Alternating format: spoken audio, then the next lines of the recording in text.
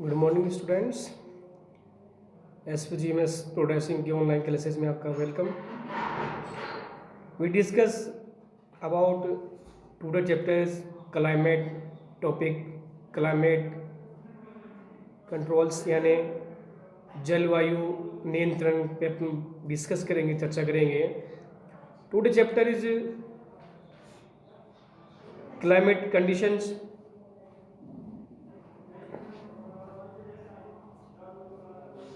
Before we discuss climate and weather, today discuss climate controls. There are 6 major controls of the climate of any place. यानी हर जगह किसी भी जलवायु क्षेत्र में नियंत्रण करने के लिए 6 कारक होते हैं। इसमें लेटिट्यूड यानी अक्षांश, altitude, pressure and wind system, distance from the sea, ocean currents and relief features. यानी अक्षांश है, ऊंचाई है, देशांतर है, वायुदाब है और पवन तंत्र यानी हवा का सिस्टम है, महासागर समुद्र से दूरी है, महासागरीय धाराएं हैं और ऊंचा लक्षण है। तो ये 6 जो चीज़ है ये इम्पोर्टेंट ये करती हैं। तो ये चीज़ें हैं, इनको अपन अंडरलाइन करना है और ये जो इन पे अपने को अंडरलाइन करना है और इनको नोट्स में लिख भी लेना है कि कौन कौन से कारक या मेजर कंट्रोल्स हैं जो क्लाइमेट को प्रभावित करते हैं। तो इनमें अपन हैं, ये पूरा आप अंडरलाइन कर लीजिएगा। आगे हम बात करेंगे due to the curvature of the earth यानी पृथ्वी की जो गोलाई है और the amount of solar energy received various according to the latitude. यानी पृथ्वी की जो गोलाई है उसके कारण इसे प्राप्त सौर ऊर्जा की मात्रा अक्षांश के अनुसार अलग अलग होती है।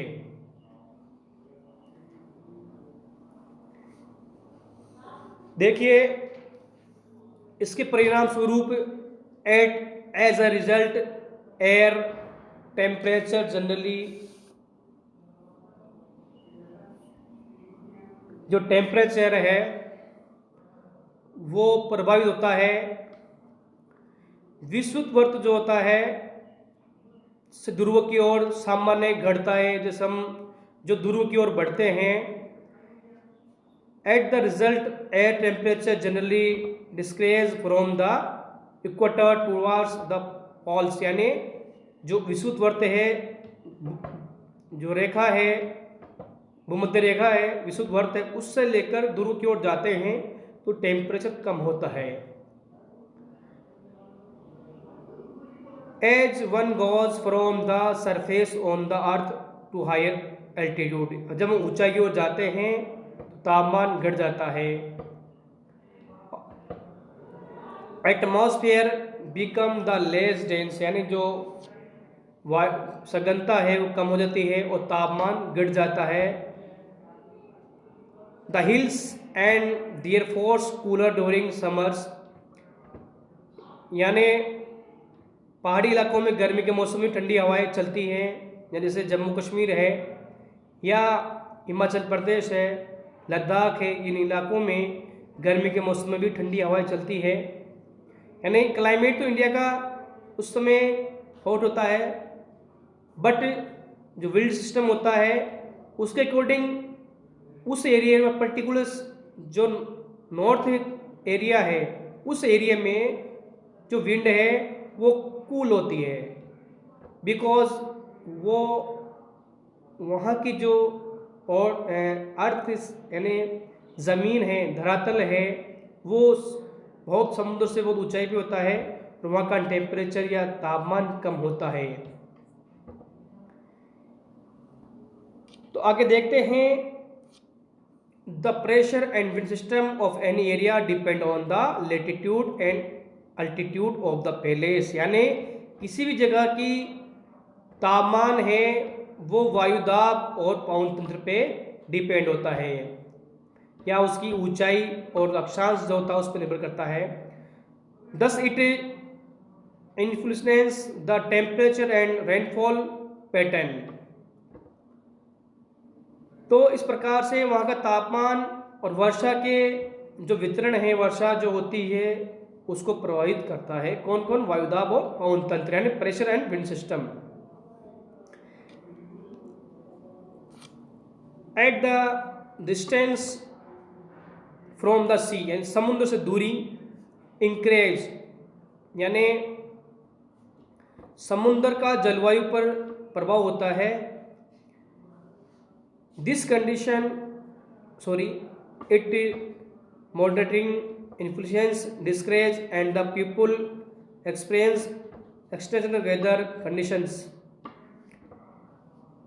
तो इस प्रकार से जैसे जैसे हम समुद्र से दूरी बढ़ती है वैसे ही क्या होता है, प्रभाव कम होता है किसका, और लोग विषम परिस्थितियों में अवस्थाओं महसूस करते हैं। तो यानी जैसे जैसे समुद्र से दूर बढ़ाते हैं तो यहाँ का प्रभाव कम हो जाता है और लोग विषम परिस्थितियों में मौसमी परिस्थितियाँ होती हैं उनके अनुसार या अलग कंडीशन होती है उसके आधार पर महसूस करते हैं।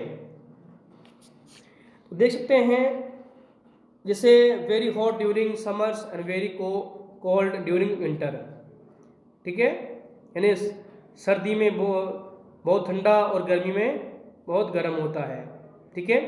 अब ओशियन करंट्स यानी जो महासागरीय अवस्था है, धाराएं हैं, वो किस प्रकार से होती है, वो समुद्र से ocean currents along with on source wind effect the climate of the coastal areas, यानी महासागरीय जो धाराएं होती है वो समुद्र तट की ओर चलने वाली होती है, प्रभावों के साथ तटीय क्षेत्रों से जलवायु को प्रभावित करती हैं, यानी उस एरिया की जलवायु को प्रभावित कौन करती है, जो महासागरीय धाराएं होती है वो प्रभावित करती हैं।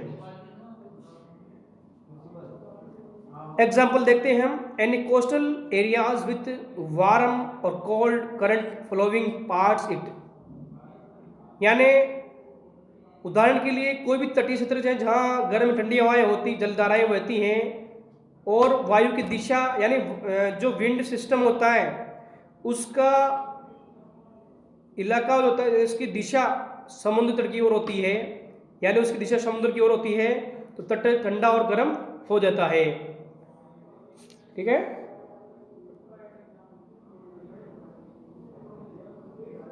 फाइनली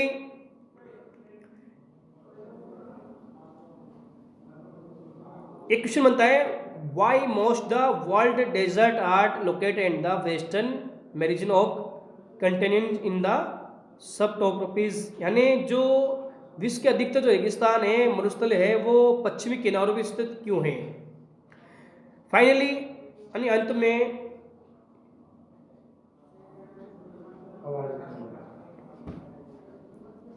हम देखते हैं किसी भी स्थान की जलवायु को निर्धारित करने में जो मुख्य रोल होता है वो होता है लेटीट्यूड का, यानी सबसे मेन देखते हैं अपन, relief to play a major role in the determining the climate of valleys, high mountain act the barrier for cold और हॉट विंड, यानी किसी भी स्थान की जो हम देखते हैं फाइनली स्थिति होती है वो उसकी ठंडी पर्वत ठंडी और गर्म वायु को अवरोध करती है। ऊंचे पर्वत जो होते हैं वो ठंडी और गर्म वायु को अवरोधित करते हैं।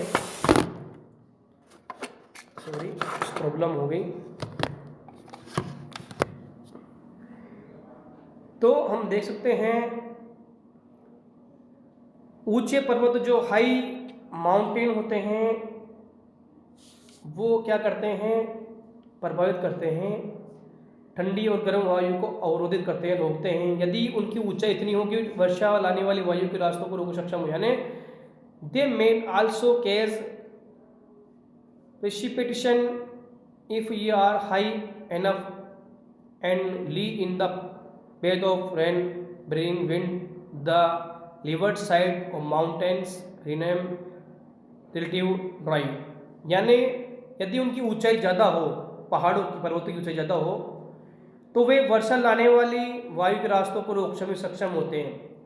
देखिए जिस प्रकार से राजस्थान में अरावली पर्वत श्रृंखला है जो दिल्ली से शुरू होकर गुजरात तक जा रही है।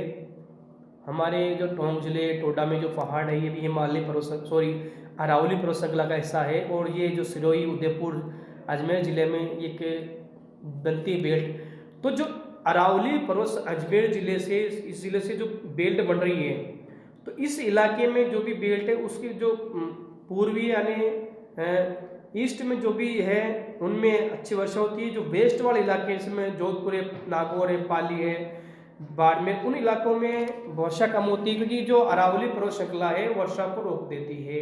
इस प्रकार से उस एरिया में जो वर्षा कम होती है उस यानी वर्षा का जो वितरण है रेनफॉल वो कम होता है, इस वजह से वहाँ डेजर्ट बना हुआ है।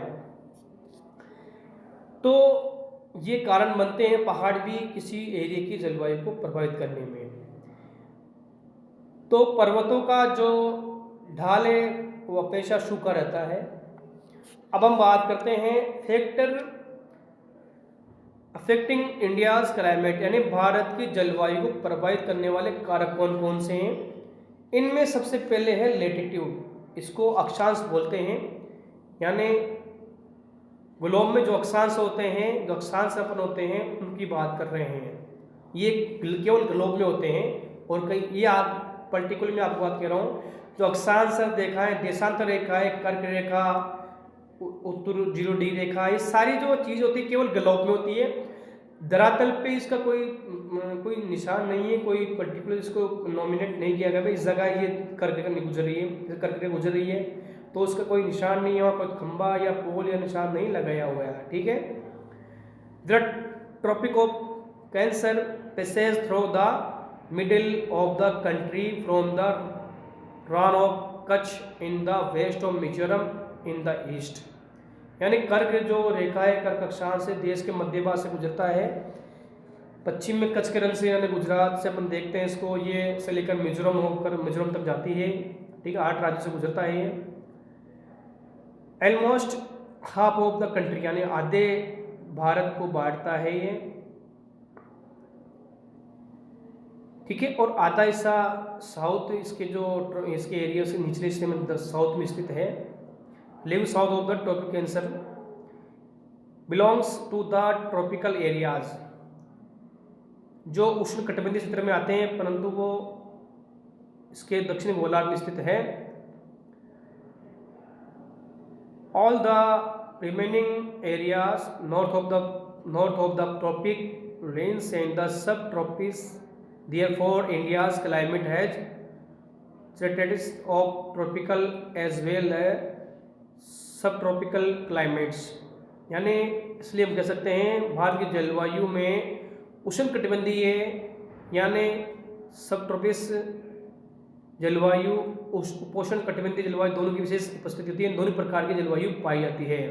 यानी सब ट्रॉपिक्स क्लाइमेट्स भी होता है और दूसरा जो ट्रॉपिक्स क्लाइमेट्स होता है वो भी दोनों प्रकार का होता है। अब एल्टीट्यूड यानी ऊंचाई, ये भी इम्पोर्टेंट है जलवायु को प्रभावित करने के लिए।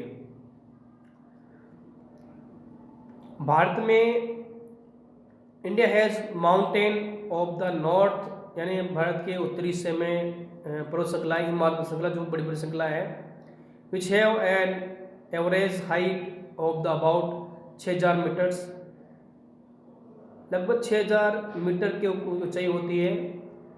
Bharat India as also has a west coastal area where are the maximum एलिवेंस इन द अबाउट 3 मीटर्स। यानी भारत के तटीय क्षेत्रों में जहाँ इनकी ऊंचाई 30 मीटर तक होती है, इनकी माउंटेन की। तो तो उत्तरी जो हिस्सा है नॉर्थ एरियाज हिमालय पर्वत हैं वहाँ पर लगभग 6,000 मीटर वो ऊंचाई है, उसके अल्टीट्यूड है, जबकि कोस्टल एरियाज या उनमें कोस्टल एरियाज में इसकी ऊंचाई या अल्टीट्यूड 30 मीटर है। The Himalayas prevent the cold wind from central Asia, यानी हिमालय में मध्य एशिया से आने वाली ठंडी हवाओं को भारतीय उपमहाद्वीप यानी जो मध्य एशिया से ठंडी हवाएं आती है उनको हिमालय पर्वत क्या करता है, रोकता है। Asia from entering the sub continent, यानी जो मध्य एशिया से जो हवाएं आती हैं उनको भारतीय उपमहाद्वीप में आने से रोकता है। कौन? हिमालय पर्वत श्रृंखला, हिमालय पर्वत। That this subcontinent experience comparative milder winters and compared to the central Asia. और इन्हीं जो पर्वतों के कारण मध्य एशिया की तुलना में हमारे भारत में ठंड कम पड़ती है। अगर हिमालय पर्वत नहीं होता तो जो मध्य एशिया से ठंडी हवाएं आ रही हैं वो इंडिया की ओर आती, और हमारा देश है उसमें भी ठंडी हवाएं चलती, जो मध्य यूरोप में देखते हैं ना प्रकार से ऐसी वायु हमारे यहाँ पाई जाती है। Thank you. आज की वीडियो में यहाँ तक। नेक्स्ट वीडियो में अगले हम प्रेशर विंड के बारे में पढ़ेंगे। Thank you.